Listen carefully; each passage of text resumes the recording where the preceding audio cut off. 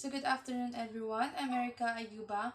I am from Group 3 and I am assigned to discuss the uh, how should teacher use the NCBTS.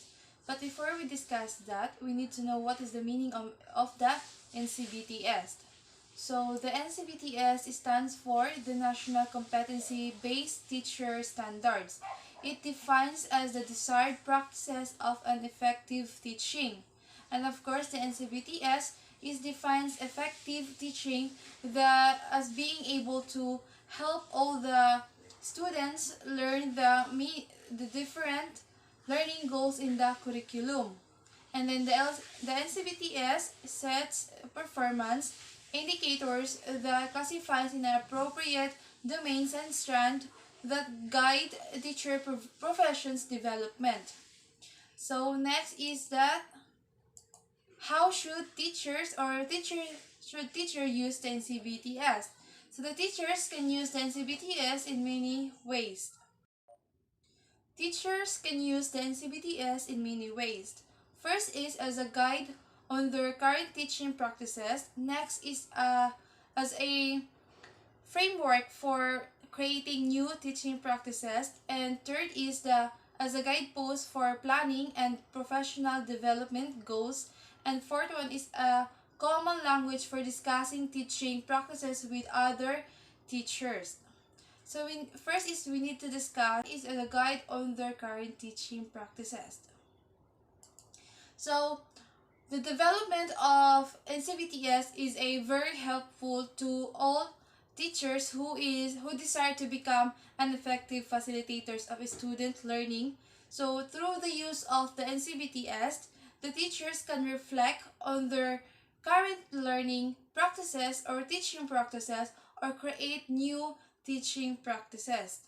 And if you notice that teachers have different strategies that they follow for effective teaching, and they use the NCBTS as their guide for the current teaching practices and where their goal is to achieve the success of every student in the classroom and of course to be an effective facilitator or a teacher.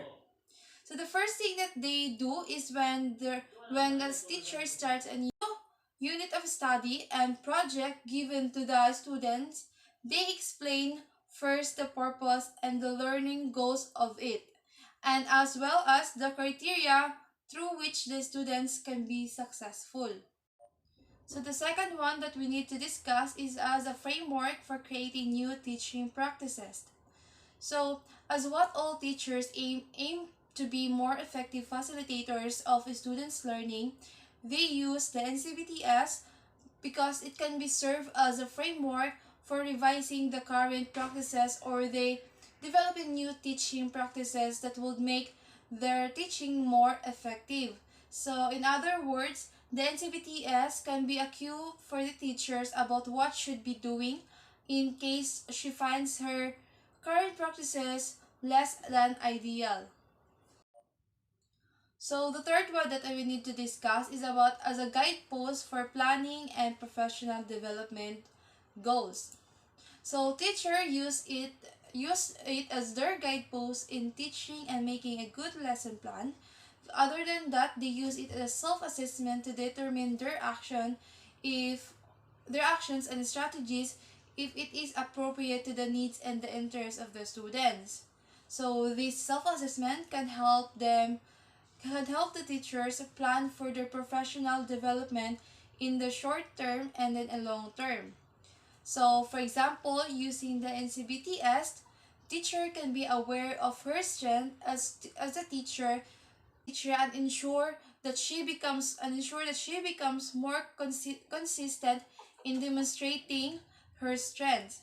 And at the same time, she can plan on professional development strategies so that she can improve on her weaknesses. So the fourth one that we need to discuss is about as a common language for discussing teaching practices with other teachers. All Filipino teachers wanted to become a better teacher and as a better facilitators in their students' learning.